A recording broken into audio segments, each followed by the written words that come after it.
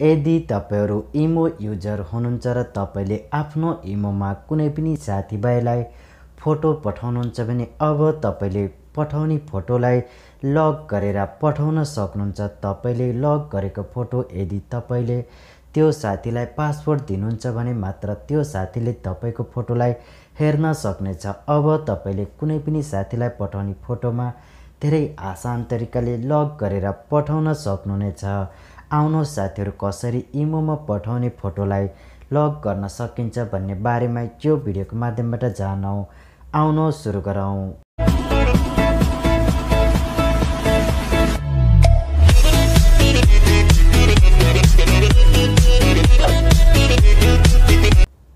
अब तपाईले कुनै पनि साथीलाई फोटो पठाउनुहुन्छ र पठाउने फोटोलाई लग गर्न चाहनुहुन्छ भने त्यसको लागि तपाईले इमेज टु पीडीएफ बनेर दिएको यो एप्लिकेसनलाई ओपन गर्नुहोस्। ओपन गर्दा तपाईले यो एप्लिकेसनले मागेका सबै पर्मिसनहरुलाई एलाउ गर्नुहोस् र अब तपाईले जुन फोटोलाई लग गर्न चाहनुहुन्छ त्यसको लागि तपाईले तल दिएको प्लस आइकनमा क्लिक गर्नुहोस्।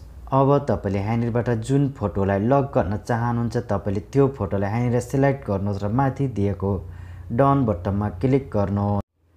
अब तपाईलाई यहाँनिर यो फोटो आइसकेको छ र अब तपाईले माथि दिएको पीडीएफ फाइलमा क्लिक गर्नुहोस् र अब तपाईलाई यहाँनिर यो फोल्डरको एउटा नाम क्रिएट गर्नुपर्ने हुन्छ। तपाईले यहाँनिर यसरी नाम क्रिएट गर्नुहोस् र तपाईले तल दिएको पासवर्डमा क्लिक गर्नुहोस् र अब तपाईले यहाँनिर आफ्नो मनपसन्द पासवर्डलाई एड गर्नुहोस् र तल दिएको ओके बटनमा क्लिक गर्नुहोस्।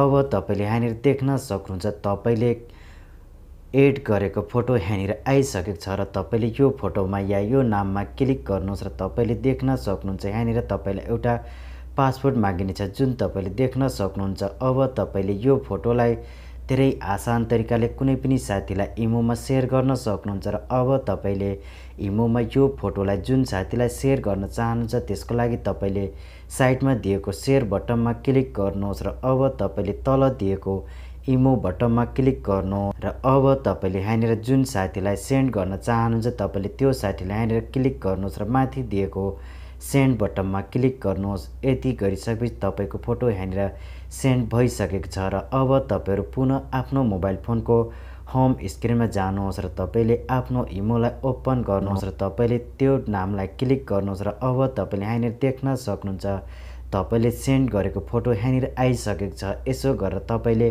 कुनै पनि साथीलाई आफ्नो फोटोलाई यसरी पासपोर्टमा एड गरेर तपाईले पठाउन सक्नुहुन्छ र तपाईको साथीलाई तपाईले कल गरेर त्यो पासपोर्टलाई बताउन सक्नुहुन्छ र तपाईले त्यो साथीले यहाँनिर त्यो पासपोर्टलाई टाइप गरेर ओपन गर्यो भने तपाईको फोटो यहाँनिर ओपन हुनेछ। अब तपाईले देख्न सक्नुहुन्छ तपाईको फोटो यहाँनिर यसरी ओपन हुनेछ। यो सेटिङको माध्यमबाट धेरै आसान तरिकाले कुनै पनि साथीलाई तपाईले यसरी पासपोर्ट एड गरेर फोटोलाई सेन्ड गर्न सक्नुहुनेछ।